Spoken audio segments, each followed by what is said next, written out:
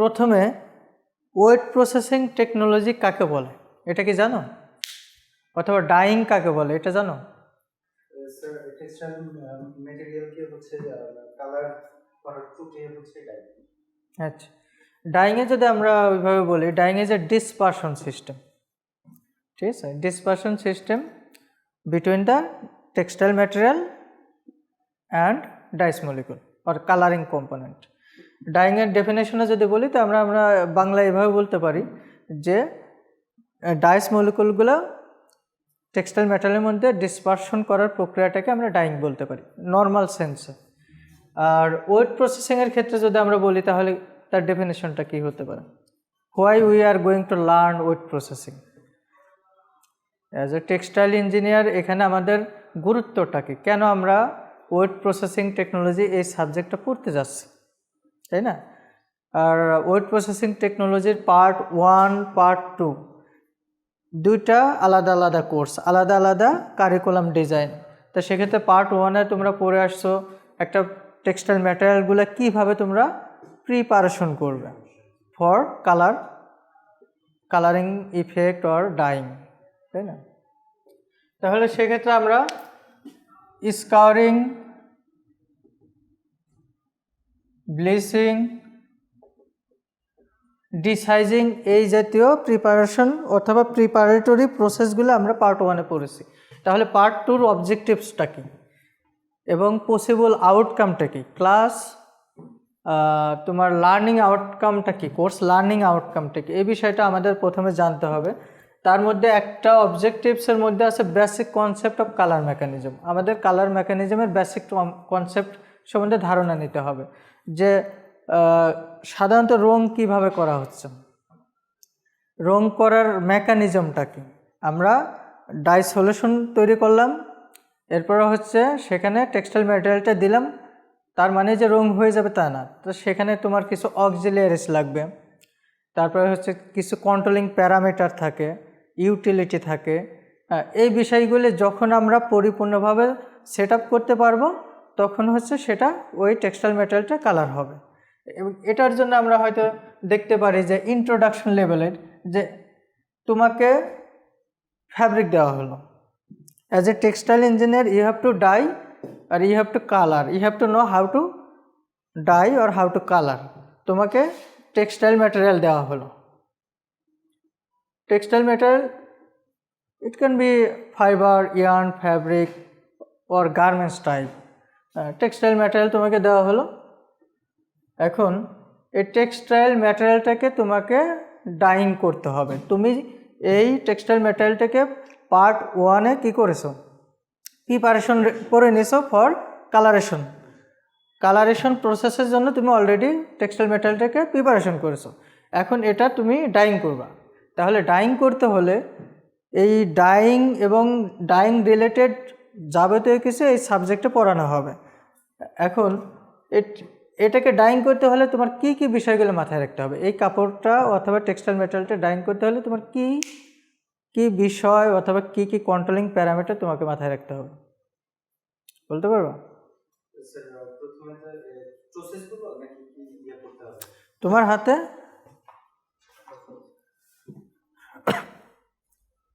তোমার হাতে কাপড় দেওয়া হয়েছে, as a textile engineer you have to dye any type of colour or shade you can produce, ঠিক আছে? তাহলে এই কাপড়টাকে তোমার রং করতে হবে। এখন রং করার জন্য তোমার কি করতে হবে, এটার as a textile engineer you must know. প্রথমে হচ্ছে আমাদেরকে স্কাউরিং করে নিতে হবে, যদি হচ্ছে এটাতে ইয়া থাকে। তুমি অলরেডি প্রিপেয়ার করে নিছো ফ্যাব্রিকটা, এখন তোমাকে মানে ডাইং সেকশনে আসতে হচ্ছে। এখন স্যার আমাদের প্রথমে হচ্ছে কি কি ডাই স্টাফ লাগবে, কি কি অক্সিলারি লাগবে সেগুলো কালেক্ট করতে হবে। দেন হচ্ছে সেগুলো রেসিপি অনুযায়ী প্রস্তুত করতে হবে। তারপরে ডাইং প্রসেস অনুযায়ী ডাইং। আচ্ছা, তোমার হচ্ছে এই ফ্যাব্রিকটাকে ডাইং করতে হলে তোমার ইউটিলিটিটা লাগবে, তাই না? ইউটিলিটি লাগবে, ইউটিলিটির মধ্যে তোমার এয়ার প্রেশার লাগবে না, স্টিম লাগবে না? আচ্ছা, তারপরে হচ্ছে তোমার স্টিম, এয়ার, ইলেকট্রিসিটি অবশ্যই লাগবে, তাই না? এগুলো লাগবে। এরপর তোমার কি লাগতে পারে? কালার লাগবে না, কালার লাগবে, আর কি লাগবে? auxiliary। অক্সিলারিস লাগবে।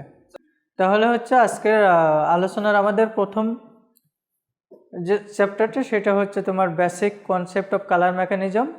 আর এটার ইন্ট্রোডাকশনের ক্ষেত্রে দেখো এখানে আছে textile material how we can dye আর how we can produce colouring effect on textile material.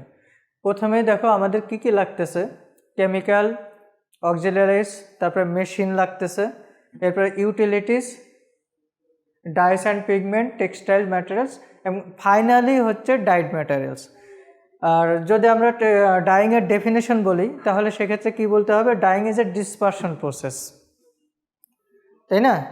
Dyeing is a dispersion process which is happen between the textile materials and textile material means fiber and dye or dye molecules in the dye solution. আর র ম্যাটেরিয়ালগুলো কী কী হয়ে থাকে বলতে পারবা? র material cotton হতে পারে, jute হতে পারে। আচ্ছা, এটা বিভিন্ন রকমের হতে পারে। সাধারণত আমরা এটা ক্লাসিফাই করতে পারি দুইটা ওয়েতে, একটা হচ্ছে ন্যাচারাল এবং সিনথেটিক। র ম্যাটেরিয়ালের ক্ষেত্রে ন্যাচারাল এবং সিনথেটিক দুইটা বলতে পারি। ন্যাচারাল র material we can collect or we can obtain from the natural sources. Natural ফাইবারের মধ্যে তোমার কী কী হতে পারে, যেমন সেলুলোজিক লাইক কটন, জুট, তারপর হচ্ছে প্রোটিন ফাইবার যদি বলি ন্যাচারাল প্রোটিন তাহলে হচ্ছে তোমার উল, সিল্ক। আর সিনথেটিকের মধ্যে nylon, polyester, acrylic, spandex etcetera. এরপরে আসো dyes, pigment, auxiliaries, dyeing machine, chemical. এই রিলেটেড আমরা কিছু হয়তো যদি বলি যে ডাইংয়ের ক্ষেত্রে ডাইস, পিগমেন্ট আমাদের ম্যান্ডেটরি, তাই না? সেই ডাইসগুলো কি হতে পারে, তোমার ওয়াটার সলিউবল অবশ্যই হতে পারে, ওয়াটার ইনসলিউবলও হতে পারে। যদি ওয়াটার ইনসলিউবল ডাইস অথবা কালারিং কম্পোনেন্ট হয় তাহলে সেক্ষেত্রে আমাদের কি করতে হয়, ওয়াটার সলিউবল ফর্মে নিয়ে আসতে হয়। আর অক্সিলারিসের ক্ষেত্রে আমরা সাধারণত ওয়েটিং এজেন্ট, লেবেলিং agent, defoaming agent, anticreasing agent এই ধরনের অক্সিলারিস ইউজ করি। আর ডাইং মেশিনগুলো jigger for woven fabric, winch, jet dyeing machine এগুলো হচ্ছে নিট ফ্যাব্রিকের জন্য আমরা ইউজ করে থাকি। কেমিক্যালের মধ্যে আছে acid, alkali, salt, oxidising agent, reducing agent. এরপর হচ্ছে তোমার ডাইং প্যারামিটার, এটাকে আমি বলতেছিলাম কন্ট্রোলিং প্যারামিটার। যখন আমরা টেক্সটাইল ম্যাটেরিয়ালটাকে একটা ডাইবাথের মধ্যে দিব এবং ডাইবাথটা মেশিনের মধ্যে যখন আমরা দিব তখন ডাইবাথ প্রিপারেশন হওয়ার পর সেই ডাইবাথটাকে আমাদের কন্ট্রোল করতে হয়। সে কন্ট্রোলিং প্যারামিটারের মধ্যে আছে তোমার টাইম, স্পেসিফিক টাইম আমাদের অবশ্যই এখানে মেনটেন করতে হয়, কারণ কিছু সেলুলোজিক ফাইবার আছে যেগুলো আসলে ম্যাক্সিমাম 85-90 ডিগ্রি সেন্টিগ্রেডের উপরে ডাইং করা যায় না, কারণ দুইটা ব্র্যান্ডে, হট ব্র্যান্ড এবং কোল্ড ব্র্যান্ডে সাধারণত আমরা সেলুলোজিক ম্যাটেরিয়ালগুলো ডাইং করে থাকি। তো কোল্ড ব্র্যান্ডের ক্ষেত্রে আমরা 50 থেকে 60 ডিগ্রি সেন্টিগ্রেড টেম্পারেচারে ডাইং করি, আর হট ব্র্যান্ডের ক্ষেত্রে আমরা 80 থেকে 85 ডিগ্রি সেন্টিগ্রেড টেম্পারেচার ডাইং করে থাকি। আর যদি আমরা সিনথেটিক ফাইবারের কথা কনসিডার করি তাহলে সেক্ষেত্রে কিন্তু আবার ওই পলিস্টার ফাইবারের ক্ষেত্রে টেম্পারেচার 130 থেকে 40 degree, in practically 135 degree centigrade টেম্পারেচারে আমরা ডাইং করে থাকি। তাহলে অবশ্যই এখানে টেম্পারেচারটা অনেক বড় কন্ট্রোলিং ফ্যাক্টর। এরপরে আসো পিএইচ। পিএইচটা depend on types of fibre, types of dyes. এটা হচ্ছে যদি এমন হয় কিছু ডাইস আছে যেমন ডিসপার্স ডাই, পলিস্টার ডাইং করব। আমরা পলিস্টার ফাইবারের বিভিন্ন ধরনের ফ্যাব্রিক দিয়ে গার্মেন্টস বানাই, আমরা ইউজ করি না? তো সেক্ষেত্রে অবশ্যই ডিসপার্স ডাই দিয়ে, ডিসপার্স ডাইকেই পলিস্টার ডাই বলা হয়ে থাকে প্র্যাকটিক্যাল ফিল্ডে। তো ডিসপার্স ডাই দিয়ে যখন আমরা ডাইং করতে যাব সেটা হচ্ছে অ্যাসিডিক মিডিয়ামে হয়, অ্যাসিড। আর যদি আমরা এই যে সেলুলোজিক ম্যাটেরিয়ালগুলো যেমন সুতি কাপড়গুলো ডাইং করি তো সেক্ষেত্রে হচ্ছে ডাইংয়ের ক্ষেত্রে রিঅ্যাক্টিভ ডাই ইউজ করি, ডিরেক্ট ডাই ইউজ করি, ভ্যাট ডাই ইউজ করি। এগুলোর ক্ষেত্রে হচ্ছে তোমার অ্যালকালাইন কন্ডিশন হয়, মানে ওখানে পিএইচ থাকে, দ্রবণের পিএইচ থাকে হচ্ছে অ্যাবভ 7। তাহলে এই দ্রবণের এবং পিএইচটা ডিপেন্ড করতেছে types of dyes, types of fibre or textile material, কারণ কোন ধরনের টেক্সটাইল ম্যাটেরিয়াল কোন ধরনের ডাইস দিয়ে ডাইং করবো তার উপরে ডিপেন্ড করতেছে। আচ্ছা,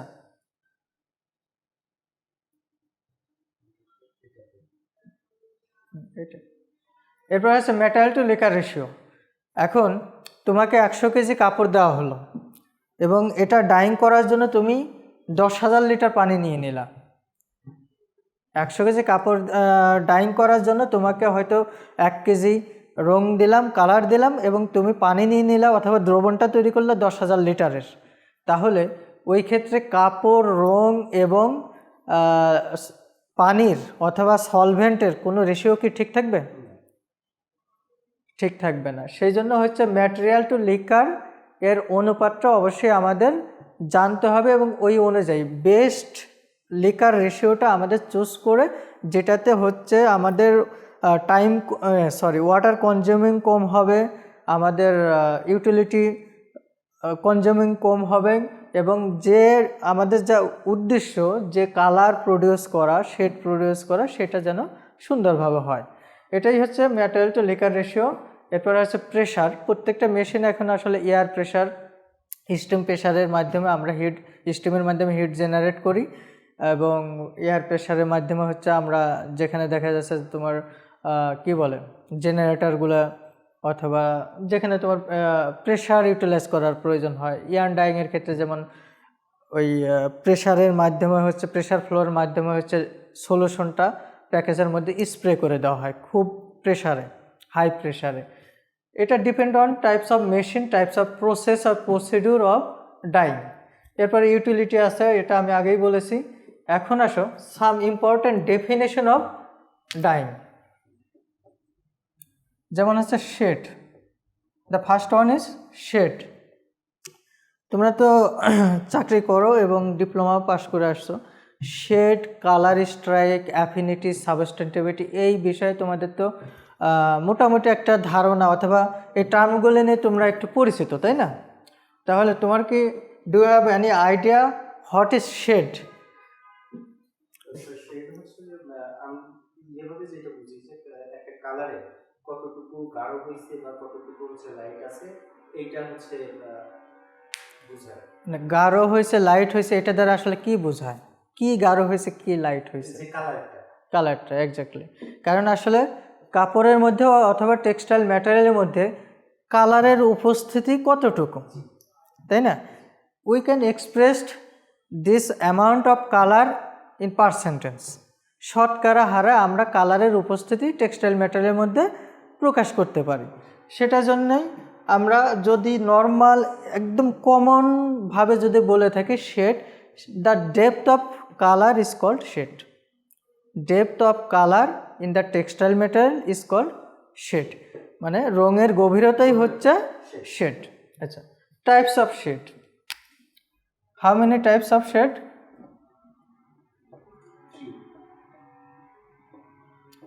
শেড এটা হতে পারে তোমার ইন জেনারেলি আমরা 3 ভাগে সাধারণত শেডকে ক্লাসিফাই করে থাকি।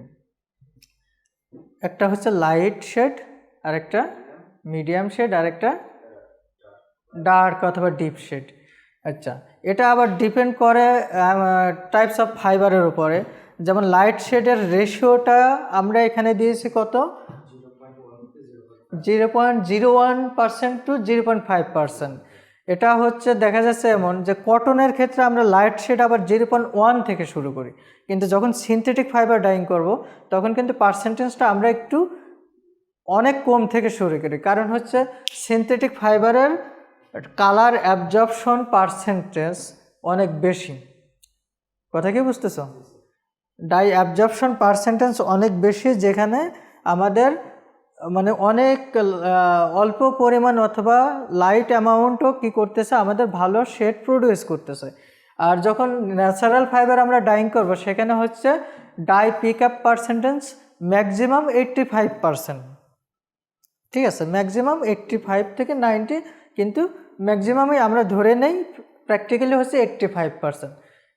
85% যেখানে হচ্ছে তোমার ডাই মলিকুল পিক আপ হয় বাই দ্য টেক্সটাইল ফাইবার, তো সেই ক্ষেত্রে বাকি 15 থেকে 20% ডাইস মলিকুল কী হচ্ছে, হাইড্রোলাইসিস হচ্ছে অথবা ওয়েস্টেজ হয়ে যাচ্ছে, ডিসচার্জ হয়ে যাচ্ছে টু দ্য ইফ্লুয়েন্ট ট্রিটমেন্ট প্লান্টে, ইটিপিতে। তাহলে আমরা যখনই ন্যাচারাল ফাইবার ডাইং করতে যাচ্ছি সেখানে কি হচ্ছে, তোমার মোর দেন 15% কালারের মলিকুলগুলো আমাদের অপচয় হচ্ছে। তো সেই ক্ষেত্রে ন্যাচারাল ফাইবার ডাইংয়ের ক্ষেত্রে লাইট শেডের রেশিওটা আমরা আরও একটু উপর থেকে ধরি, যেমন 0.1 থেকে আমরা 0.5% পর্যন্ত। আর সিনথেটিকের ক্ষেত্রে সেক্ষেত্রে আমরা আরও কম পরিমাণ করি, যেটা 0.01% থেকে 0.5% পর্যন্ত। এরপর আসে মিডিয়াম শেড 0.5% টু 2%। এবার in practically 2.5% shade we can say medium type of shade.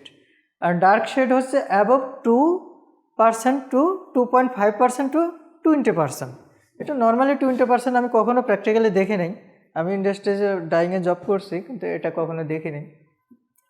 আচ্ছা, এটা গেল হচ্ছে আমাদের শেড কাকে বলে এবং শেড কত প্রকার, এটা কি বলতে পারবা তুমি? শেড কাকে বলে? শেড হচ্ছে colour depth of colour we can express in percentage, তাই না? কালারের উপস্থিতি টেক্সটাইল ম্যাটেরিয়ালের মধ্যে এবং সেটাকে আমরা পার্সেন্টেজ আকারে শতকরা হারে প্রকাশ করে থাকি। ফর এক্সাম্পল, যদি তোমাকে 100 কেজি কাপড় দেওয়া হয় এবং 1 কেজি রং দেওয়া হয়, সেই রং দিয়ে যদি তুমি ওই কাপড়টাকে কালার করো তাহলে যে শেড তৈরি হবে ওই শেডকে আমরা কত পার্সেন্ট শেড বলতে পারবো? 100 কেজি কাপড়কে 1 কেজি, এগুলো হচ্ছে 0.1। স্যার 1 কে হচ্ছে 100 দিয়ে ভাগ দিতে হবে না, এটা হচ্ছে 100 কেজি কাপড়ের মধ্যে আমার 1 কেজি কালারটা আছে, তাহলে কালারের উপস্থিতিটা, এই শেডটা আমি আবারও বলি, depth of colour, shade is called depth of colour, রঙের গভীরতাই হচ্ছে শেড। তাহলে 100 কেজি কাপড়ের মধ্যে 1 কেজি রং তো আছে, তাহলে 100-র অনুপাতে আমার কালারের উপস্থিতি কত? 1% না, তাই না? 1 না, তাহলে এটাকে we can say this is 1% shade. আমি খুব সিম্পলি এক্সাম্পলটা দিয়েছি। তা এটাই হচ্ছে শেড। শেড সম্বন্ধে এতটুকু যদি ধারণা তোমার ক্লিয়ার থাকে তাহলে আর কোনো সমস্যা হবে না ইনশাল্লাহ। এরপরে আসে তুমি হচ্ছে অ্যাফিনিটি।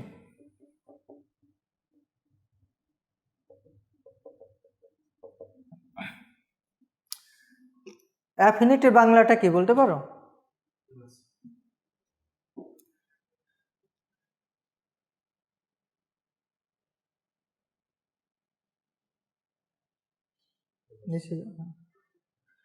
অ্যাফিনিটির বাংলাটা হচ্ছে অ্যাট্রাকশন, অ্যাফিনিটি। আচ্ছা, অ্যাফিনিটি যখন আমরা বাংলায় বলি যে ডাইস মলিকুলের সাথে টেক্সটাইল ম্যাটেরিয়ালের এক ধরনের আকর্ষণ, অ্যাট্রাকশন, এবং সেটা অবশ্যই by the assistance of different condition. যখনই হচ্ছে ডাইস মলিকুলের সাথে টেক্সটাইল ফাইবারের অ্যাট্রাকশনটা হবে, অ্যাট্রাকশন সে ইন্টারাকশনটা হবে, সেটা যে কোনোভাবে হতে পারে, কিন্তু assistant with the assistance of different condition like as temperature, pH, time, ঠিক আছে? এইগুলোর ক্ষেত্রে যখন তোমার একটা ফাইবারের সাথে একটা ডাইস মলিকুলের সাথে ইন্টারাকশন হবে, অ্যাট্রাকশন হবে, ওই টার্মটাকে আমরা বলতেছি অ্যাফিনিটি। অ্যাফিনিটি আকর্ষণ অথবা অ্যাট্রাকশন যেটাই হোক টেক্সটাইল ম্যাটেরিয়ালের সাথে ডাইস মলিকুলের, কিন্তু সেখানে আমাদের অ্যাসিস্ট্যান্ট হিসেবে ডাইং কন্ডিশনগুলো থাকবে। এবং এখানে দেখো, the dye molecule transfer from the dye bath to textile metal in presence of heat or temperature. আমি অলরেডি বলেছি। এরপর affinity varies with the temperature. টেম্পারেচারের উপর ভিত্তি করে হচ্ছে অ্যাফিনিটি অ্যাট্রাকশনটা ভ্যারি করে, চেঞ্জ হতে পারে। এরপর দেখো ইম্পর্টেন্ট একটা টার্ম হচ্ছে কালার স্ট্রাইক। এটা প্র্যাকটিক্যালি তোমরা যখন হচ্ছে ফ্যাক্টরিতে চাকরি করবা তখন এই টার্মগুলো তোমরা পরিচিত হবা। The initial exhaustion is called colour strike. যখনই হচ্ছে ফর এক্সাম্পল তুমি ছোট একটা পাত্রের মধ্যে ডাই সলিউশন প্রিপেয়ার করলো, এরপরে হচ্ছে এক টুকরা পিপিআর ডিসকাউর ব্লিচ ফ্যাব্রিকটা ওখানে দিলা, দেওয়ার পরে হচ্ছে within 30 second 50% dyeing will be completed. তুমি জাস্ট হচ্ছে কাপড়টা আস্তে আস্তে ডোবাবা, কাপড়টা আস্তে আস্তে ডোবাবা, ডোবানোর সাথে সাথে যদি তুমি একটু তোলো জাস্ট উইদিন 30 সেকেন্ডে তুমি দেখতে পারবা কি কাপড়টা কালার হয়ে গেছে। বাকি 50% ডাইং করার জন্য আমাদেরকে মিনিমাম 1 ঘন্টা হিট, প্রেশার এগুলো দিয়ে আমাদেরকে কন্টিনিউ সার্কুলেশন করতে হয়। কারণটা হচ্ছে বাকি 50% ডাইস মলিকুলগুলো আমাদেরকে মানে ফোর্স অ্যাপ্লাই করে পেনিট্রেট করতে হয় ইনটু দ্য ফাইবার। আচ্ছা, তাহলে এই কালার স্ট্রাইকটা হচ্ছে জাস্ট ইনিশিয়াল এক্সজশন। এক্সজশনটা হচ্ছে কি ডাইস মলিকুলগুলো ডাই বাদ থেকে ট্রান্সফার হবে ফাইবারের ভিতরে। আচ্ছা, এরপরে আসো substantivity. Do you have any idea about substantivity? এটা স্যার হচ্ছে এটা কি আকর্ষণ ক্ষমতা?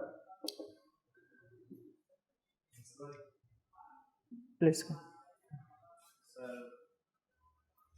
ক্লাস চেঞ্জ করেছিলাম। Substantivity, if we want to say in general sense, substantivity means the natural attraction between dye molecule and textile fiber. মানে inherent attraction, we can say this is inherent attraction, মানে সহজাত আকর্ষণ ক্ষমতা যদি থাকে textile material এবং dice মলিকুলের মধ্যে, তাহলে ওই টার্মটাকে, ওই অ্যাট্রাকশনটাকে, ইন্টারাকশনটাকে আমরা সাবস্টেন্টিভিটি বলতে পারি। The dyes molecule transfer from diver to textile material without any dyeing condition or any controlling parameters. Substantivity varies with van der Waals and dispersion force between the dye and fibers molecule. এখানে একটা জিনিস আছে যে van der Waals force এবং dispersion force. এই van der Waals force যদি তোমার কম হয়ে থাকে এবং ডিসপারশন ফোর্স যদি কম হয়ে থাকে, তাহলে সেক্ষেত্রে দেখা যাচ্ছে যে কি হতে পারে, ভ্যান ডার ওয়ালস ফোর্স যদি intermolecule dipole attraction, van der Waals force এগুলো যদি ইন্টারমলিকুল অ্যাট্রাকশন মানে সেম টাইপ মলিকুলের মধ্যে যদি কম হয়ে থাকে, তাহলে সেক্ষেত্রে অ্যাগ্রিগেশন হওয়ার সম্ভাবনা কম থাকে। ডিসপারশন ফোর্স যদি একটু বেশি থাকে, সেক্ষেত্রে আবার কি হতে পারে, ডিসপারশন ফোর্স বেশি হলে, ডিসপারশন ফোর্স যদি বেশি হয় সেক্ষেত্রে আবার কি হতে পারে, তোমার ওই ইন্টারিয়র ডাইস মলিকুলগুলো ফাইবারের ভিতরে যে ডিসপারশন হবে, সেই ডিসপারশনের ক্ষেত্রে আমাদের মানে বাদ থেকে ডাইস মলিকুলগুলো ফাইবারের মধ্যে ট্রান্সফার হতে যে ধরনের ডিসপারশন হচ্ছে, সেই ডিসপারশনটা বাধা প্রদান করতে পারে। যখন আমরা এমন হতে পারে যে কি বলে ডাইং মেকানিজম যখন পড়তে যাব, তখন আমরা দেখব যে ভ্যান ডার ওয়ালস ফোর্স কীভাবে একটা dyes same types of dyes molecule একটা ডাইস মলিকুলকে আরেকটা ডাইস মলিকুলের সাথে একত্রিত হয়ে যাচ্ছে, একত্রিত হয়ে ছোট ছোট গুটির মতো, যেটাকে আমরা বলতে কলয়েড সৃষ্টি করতেছে, যেটাকে বলতেছি অ্যাগ্রিগেশন অফ ডাইস। তো ভ্যান ডার ওয়ালস ফোর্সের ক্ষেত্রে আমরা এটা দেখতে পারবো, intermolecular attraction, dipole molecule attraction এবং হচ্ছে তোমার hydrogen bond, van der Waals force, এই ফোর্সগুলো কীভাবে ডাইস মলিকুলগুলো অ্যাট্রাকশন করতেছে এবং ডিসপারশনকে বাধা প্রদান করতেছে। ডিসপারশনটা হচ্ছে কখন, যখন হচ্ছে ডাইস মলিকুলগুলো ডাইবার থেকে ফাইবারের মধ্যে ডিসপার্স হয়ে যাচ্ছে, ছড়ায় যাচ্ছে, মাইগ্রেশন হচ্ছে। আচ্ছা, এটাই হচ্ছে আমাদের সাবস্টেন্টিভিটি। এখন আমরা আসি, আচ্ছা এই পর্যন্ত মানে কমন টার্মগুলো সম্বন্ধে তোমাদের কোনো মানে বুঝতে সমস্যা হয়েছে এরকম কোনো টার্মটা আছে? আচ্ছা, এখন আসো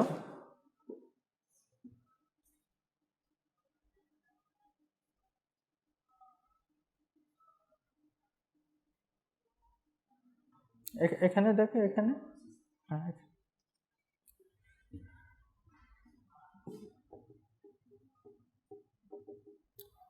তাহলে আমরা ডাইংয়ের বেসিক যে টার্মগুলো আছে সেগুলোর ডেফিনেশন জানলাম এবং তার ইন্ট্রোডাকশন লেভেলের কিছু বিষয় জানলাম।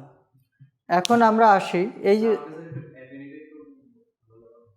আচ্ছা অ্যাফিনিটিটা আমি অলরেডি আলোচনা করছি, তারপরে আবার একটু রিপিট করি। অ্যাফিনিটিটা হচ্ছে টেক্সটাইল ম্যাটেরিয়ালের সাথে ডাই মলিকুলের আকর্ষণ, এবং এটা কি করে depend on the different types of dying condition. এটা ডাইং কন্ডিশনের মাধ্যমে এই আকর্ষণটা কম বেশি হতে পারে। টেক্সটাইল ম্যাটেরিয়ালের সাথে, টেক্সটাইল ফাইবারের সাথে ডাইস মলিকুলের আকর্ষণ, সেই আকর্ষণটা কম বেশি হতে পারে, ডিপেন্ড করে কিসের উপর? ডাইং কন্ডিশনের উপর। সেই ডাইং কন্ডিশনগুলো কী হয়ে থাকে? সাধারণত টেম্পারেচার, টাইম, পিএইচ। ঠিক আছে, আচ্ছা, গো টু দ্য নেক্সট স্লাইড।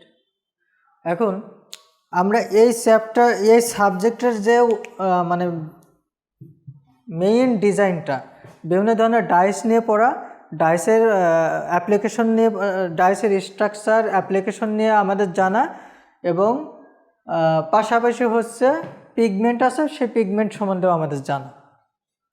তাহলে ডাইসের ডেফিনেশন কেউ বলতে পারবা? ডাই কাকে বলে? কালারিং কম্পোনেন্ট কাকে বলে? ডাই কাকে বলে? তোমরা তো জানো যে রং দিয়ে কী করে? ডাই বাংলা হচ্ছে কি? রঞ্জক পদার্থ, তাই না? কালারিং কম্পোনেন্ট অথবা রঞ্জক পদার্থ। ডাই হচ্ছে এক ধরনের কালারিং কম্পোনেন্ট। আচ্ছা, এই ডাইস, যত সিনথেটিক ডাইস আছে মোটামুটি সবগুলো হচ্ছে তোমার এক ধরনের সল্ট, ঠিক আছে, কম্পাউন্ড সল্ট। আর এটা সাধারণত হচ্ছে এই কালারিং কম্পাউন্ডের মধ্যে তোমার ক্রোমোফর গ্রুপ থাকে এবং অক্সোক্রোমা গ্রুপ থাকে। ক্রোমোফর যদি গ্রুপ না থাকে তাহলে ওই সল্টকে আমরা কি বলবো না? কালারিং কম্পোনেন্ট বলবো না, অথবা ডাই বলবো না। তাহলে আমরা আসো যে আমরা বলি ডাই কাকে বলে। Dye is a chemical compound which is use to impart coloring effect or used to impart color to the different types of materials. This can be leather, paper, wood and textile, তাই না? তাহলে ডাইসের definition আমরা বলতে পারি এটা organic complex compound, এবং এটা আমরা কালারিং করার জন্য ইউজ করে থাকি। A dye is a colour compound normally used in solution which is capable of being fixed to a fabric. বিষয়টা হচ্ছে ডাইটাকে অবশ্যই ওয়াটার সলুবল হতে হবে। আমরা সাধারণত কি করি? ওয়াটার সলুবল হতে হবে এমন না, এটা সলভেন্টে সলুবল হতে হবে, এবং ওয়াটারকে আমরা আইডিয়াল সলভেন্ট বলে থাকি। আর বর্তমানে আমরা যে কনভেনশনাল মেথডে ডাইং করে থাকি এটার জন্য এগুলো প্রযোজ্য।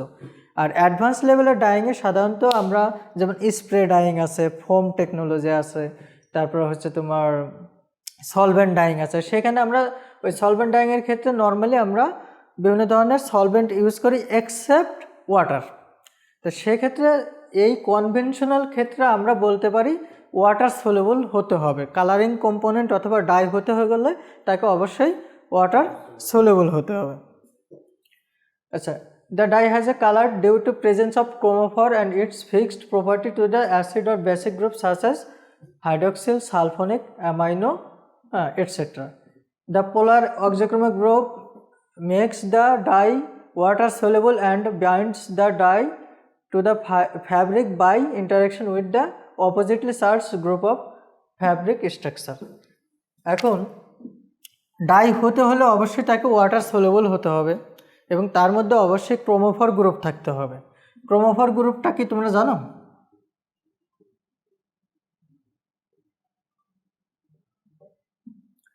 ক্রোমোফর গ্রুপটাই হচ্ছে তোমার কালার বিয়ারিং গ্রুপ। সাধারণত কোন একটা কম্পাউন্ডের, অর্গানিক কম্পাউন্ডের মধ্যে, কেমিক্যাল কম্পাউন্ডের মধ্যে যদি তোমার এরকম থাকে যে সেখানে ক্রোমোফর গ্রুপ আছে, ক্রোমোফর গ্রুপ তোমার সাপোজ এটা আছে, এই ক্রোমোফর গ্রুপটা কি করে? যখনই ওই কম্পাউন্ডের উপর তোমার কোনো লাইট এক্সপোজ হবে তখন এটা কি করে? ওই লাইটটাকে রিফ্লেক্ট করে। ক্রোমোফর গ্রুপ হচ্ছে লাইট রিফ্লেকশন করে এবং স্পেসিফিক ওয়েভলেংথের লাইট রিফ্লেকশন করে।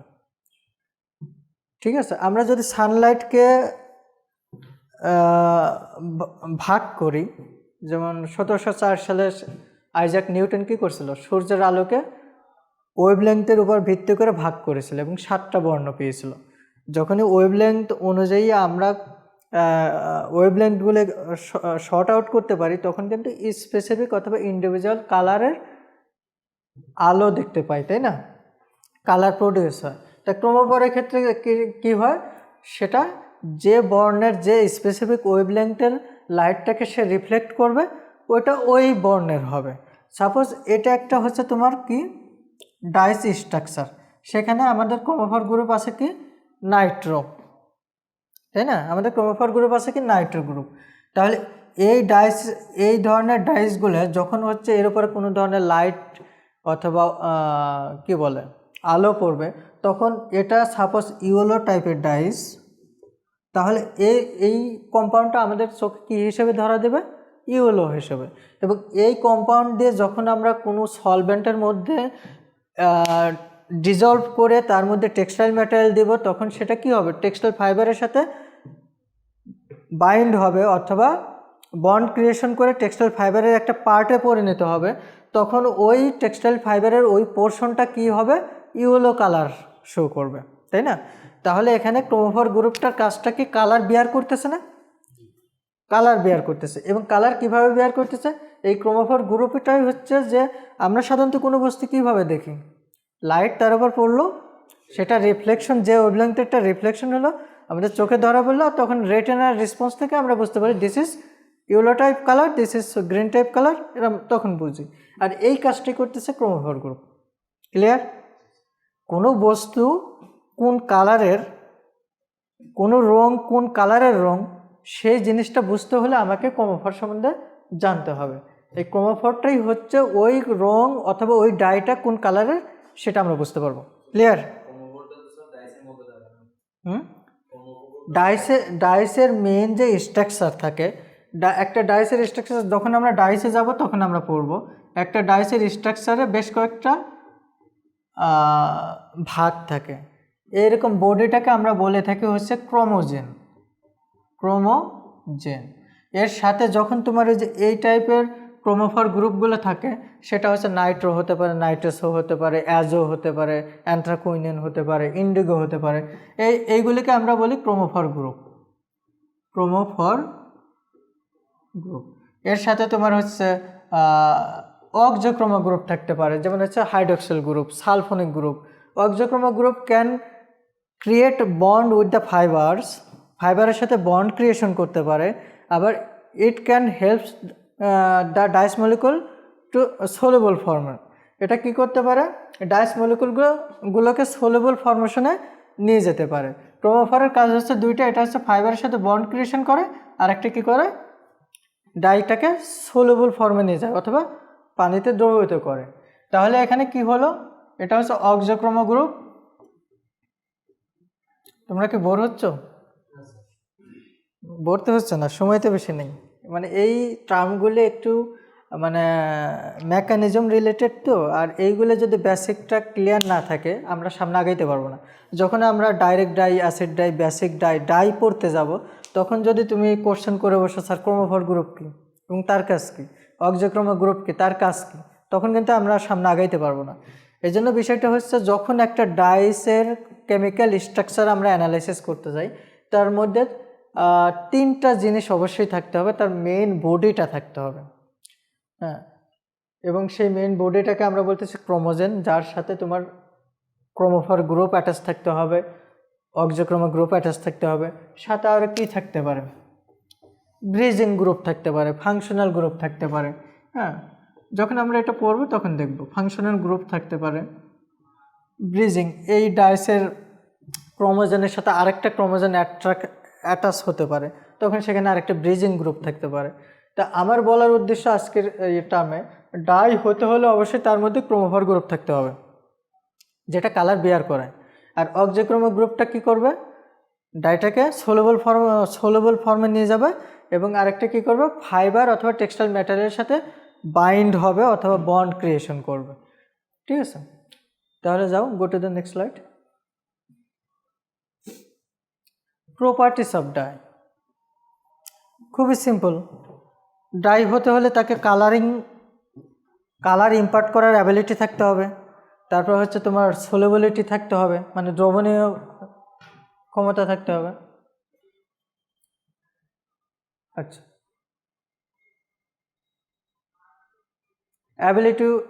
ability to absorb and retain by the textile fiber, তাই না? টেক্সটাইল ফাইবার দ্বারা সেটা কি অ্যাবজর্ব করার ক্ষমতা থাকতে হবে, রিটেন করার ক্ষমতা থাকতে হবে, তারপরে কেমিক্যালি বন্ড ক্রিয়েশন করার অ্যাবিলিটি থাকতে হবে। আর আরেকটা ইম্পর্ট্যান্ট বিষয় হচ্ছে তুমি রং করলা এত কষ্ট করে, এত প্যারামিটার মেনটেন করলা, এত কিছু করার পর যদি দেখো যে তোমার এরকম হচ্ছে যে ওয়াশ করার সাথে সাথে সব কালার বের হয়ে যাচ্ছে টেক্সটাইল ফাইবার থেকে, তাহলে তোমার কি হবে, ওই ডাইং তো হলো না। তাহলে ওই কালারের অবশ্যই উইথ স্ট্যান্ড অ্যাবিলিটি থাকতে হবে of washing, dry cleaning and exposure two Sunlight. সূর্যের আলোতে যেন এটা ফেড না হয়ে যায়, বারবার ওয়াশিংয়ে যেন সহজে এটা কালারটা ব্লিড না করে উঠে না যায়, এবং ড্রাই ক্লিনিং আছে, ড্রাই ক্লিনিং প্রসেসেও যেন কালারটা ফেড না হয়ে যায়। Classification. There are several ways for classification of dyes. Some of the prominent ways of classification are, we can classify dyes based on the two main way. One is classification based on the source and based on the presence of chromophore group in dyes molecule. Chromophore গ্রুপের উপস্থিতির উপর ভিত্তি করে, যেটা যেখানে বলতেছিলাম, আরেকটা হচ্ছে কোন সোর্স থেকে এই ডাইসটা আমরা পাচ্ছি। ন্যাচারাল সোর্স হতে পারে, সিনথেটিক সোর্স হতে পারে। আজান হয়ে গেছে না?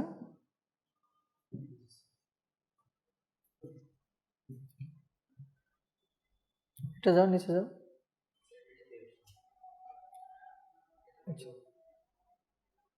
ন্যাচারাল ডাইস, তাহলে আমরা রিসোর্সের উপর ভিত্তি করে ডাইসকে দুইভাবে ক্লাসিফাই করি, একটা হচ্ছে ন্যাচারাল আর একটা সিনথেটিক। আচ্ছা, ন্যাচারাল ডাইস টপ করো।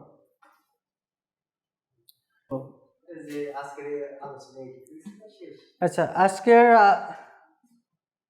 আজকের আলোচনা এই পর্যন্তই ছিল। জাস্ট ইন্ট্রোডাকশন থেকে ডাইস কাকে বলে, ডাইসের ক্লাসিফিকেশন পর্যন্ত আমরা পড়লাম। নেক্সট ক্লাসে আমরা আবার ডাইসের ক্লাসিফিকেশন থেকে শুরু করবো ইনশাল্লাহ। ওকে।